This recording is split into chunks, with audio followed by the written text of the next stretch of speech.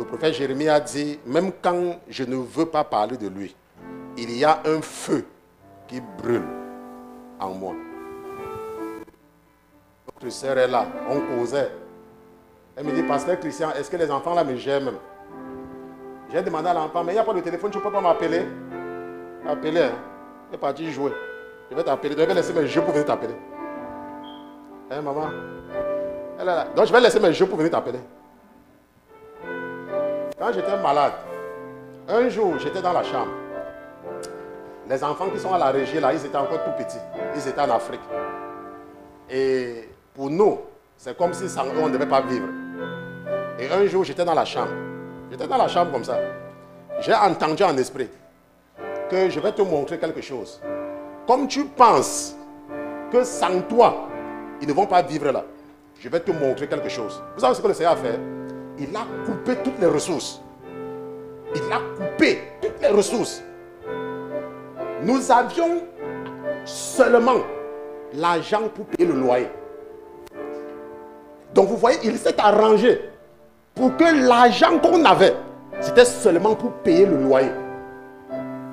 Et le loyer, je me rappelle très bien, c'était dans les $630. C'était un appartement de une chambre, un salon, une cuisine comme à New York là, $630. Et c'est à peine. Et le surplus qui était là, c'est pour prendre le taxi, le bus. Et c'est l'église. Quand j'étais chez le prophète, il venait soit nous donner les sacs de riz. Et quand ça se passait, il dit, tu les envoies combien maintenant? J'ai dit, on va envoyer d'abord qu'on a pour nous. Il dit, ok. Et il m'a dit en esprit, je veux quand le moment viendra, quand tu vas me servir, je ne veux pas de prétexte par rapport aux enfants. C'est pour ça que vous me voyez là. Parce que vous parlez souvent, vous croyez que je viens. Il m'a dit, quand le moment viendra, je n'étais pas encore pasteur, hein, il a dit, quand le moment viendra, je ne veux pas de prétexte par rapport aux enfants. Et ces enfants que vous voyez là, pendant un an, on n'avait pas le moyen de les envoyer $1. $1. Imaginez les parents qui sont en Amérique. Les enfants sont en Afrique. Ce n'est pas qu'on ne voulait pas. Mais ils ne sont pas là aujourd'hui. L'autre pas à l'université, l'autre pas au lycée. Ils sont morts. La sœur a dit, pasteur, est-ce qu'elle me gère même? Elle va te gérer. Peut-être tu es encore en vie.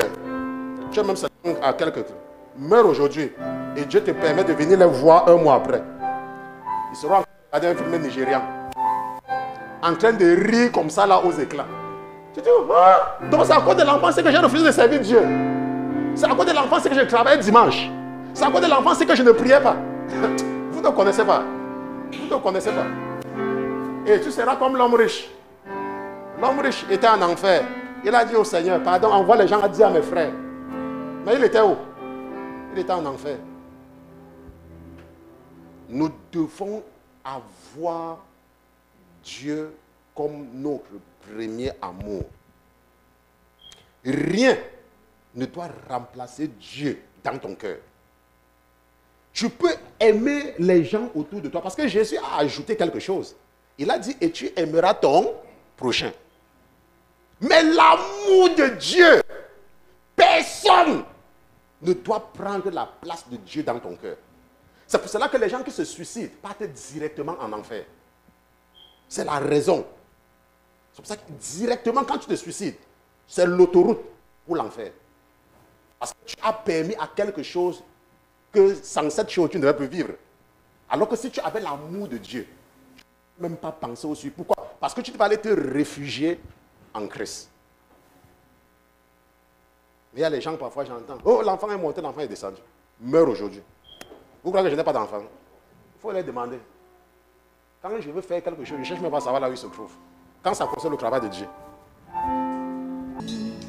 Mon désir de chaque jour, c'est de contempler ta sagesse, écouter ta voix d'amour, élever ton Saint-Nom.